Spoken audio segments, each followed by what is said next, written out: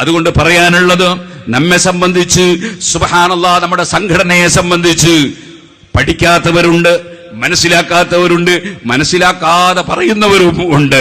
ഞാൻ ഇന്നലെയോ ഞാൻ ഒരു ക്ലിപ്പ് കണ്ടു. ഒരു സമസ്ത വിരോധിയായ ഒരു മുസ്ലിയാരെ ക്ലിപ്പാണ്. അള്ളാഹു അദ്ദേഹത്തിന് നല്ലത് മാത്രം പറയാനുള്ള തൗഫീഖ് നൽകട്ടെ എന്ന് പ്രാർത്ഥിക്കുകയാണ്. അദ്ദേഹം പറഞ്ഞത് എന്താണ്? 1989 ആശയത്തിൽ നിന്ന് നമ്മുടെ പ്രസ്ഥാനം വളരെ അകന്നുപോയിട്ടുണ്ടെന്നാണ്.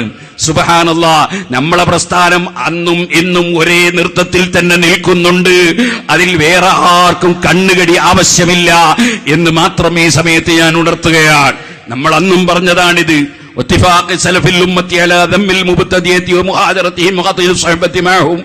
ആ പ്രസംഗിച്ച വ്യക്തിക്ക് ഓർമ്മയുണ്ടാകുമല്ലോ, നമ്മളെ നാദാപുരം ഭാഗത്ത് വന്നിട്ട് സുബ്ഹാനല്ലാഹ് സുന്നത്ത് ജമാഅത്തിന്റെ വിരോധികൾ മരിക്കുമ്പോ അവർക്കെല്ലാവർക്കും എല്ലാ പള്ളിയിലും എല്ലാവരും കൂടി ജമാഅത്തായി പണ്ഡിതന്മാരും അല്ലാത്തവരും അവർക്കൊക്കെ മറഞ്ഞ മയ്യിത്ത് നിസ്കരിക്കണമെന്ന് പറഞ്ഞപ്പോ അങ്ങനെയല്ല നമ്മളെ പണ്ഡിതന്മാര് ഫത്വ കൊടുത്തത്.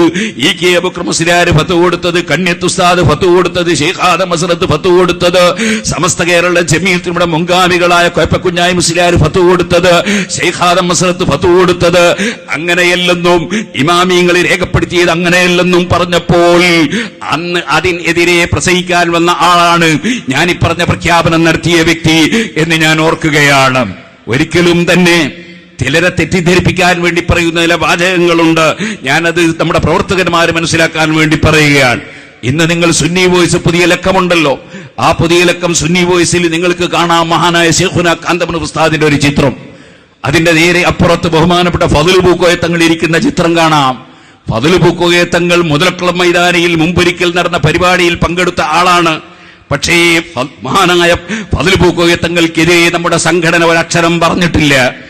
കാരണം എന്തുകൊണ്ട്? ആ ഒരു പരിപാടിയിൽ, എന്തോ ഒരു പൊതുപരിപാടിയിൽ പങ്കെടുത്തതിന്റെ പേരിൽ മാത്രമാണ് സുബ്ഹാനല്ലാഹ് ഇവിടെ വലിയ പ്രശ്നങ്ങൾ ഉണ്ടായത് എന്ന് വരുത്തി തീർക്കാൻ ചിലർ ശ്രമിക്കുന്നുണ്ട്. അങ്ങനെയാണെങ്കിൽ ഫദ്ലുൽ പൂക്കോയ തങ്ങൾ നമ്മുടെ കൂടെ ഉണ്ടാകുമായിരുന്നു, ആ സ്റ്റേജിൽ പങ്കെടുത്ത ആളായിരുന്നില്ലേ? പക്ഷേ അത്തരത്തിലുള്ള സദസ്സിൽ നിന്ന് സുന്നത്ത് ജമാഅത്തിനെതിരായ പ്രസംഗം നടത്തുമ്പോൾ അതിനെതിരെ പറയാതെ പണ്ഡിതന്മാരിരുന്നാൽ അത് അല്ലാഹുവിന്റെ ദീനിനെതിരാണെന്ന് പറഞ്ഞിട്ടുണ്ട്. എന്നല്ലാതെ അതിന്റെ പേരിലാണ് എല്ലാ പ്രശ്നങ്ങളും ഉണ്ടായത് എന്ന് വരുത്തി തീർക്കുന്നത് ശുദ്ധമായ കളവാണ്, സത്യത്തിന് വിരുദ്ധമാണ്. അതിന്റെയൊക്കെ മുന്നേ എന്തെല്ലാം പ്രശ്നങ്ങൾ ഇവിടെ നടന്നു കഴിഞ്ഞിട്ടുണ്ടെന്ന് ചരിത്രമറിയാകുന്ന എല്ലാവർക്കും അറിയാം. പക്ഷെ എല്ലാവർക്കും ഇപ്പൊ ആവശ്യം എന്താണെന്ന് ചോദിച്ചാൽ നമ്മളെ എങ്ങനെയെങ്കിലും ചർച്ചയിലേക്ക് വലിച്ചിട്ട് നമ്മൾ അതിനൊക്കെ മറുപടി പറയുന്നവരായി ഒന്നിറങ്ങണമെന്ന് ആഗ്രഹിക്കുന്നവരുണ്ട്. ആ പൂതിയും തൽക്കാലം അവിടെ വെച്ചാൽ മതി.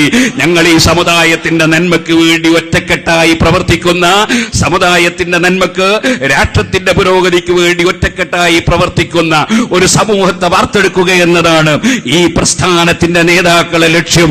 അല്ലാതെ കുറെ വിഴുപ്പലക്കലുകൾ അല്ല എന്ന് ഈ സമയത്ത് ഉണർത്തി ഞാൻ എന്റെ വാക്കുകൾ അവസാനിപ്പിക്കുന്നു. വാഖിറു ദഅ്വാനാ അനിൽ ഹംദുലില്ലാഹി റബ്ബിൽ ആലമീൻ.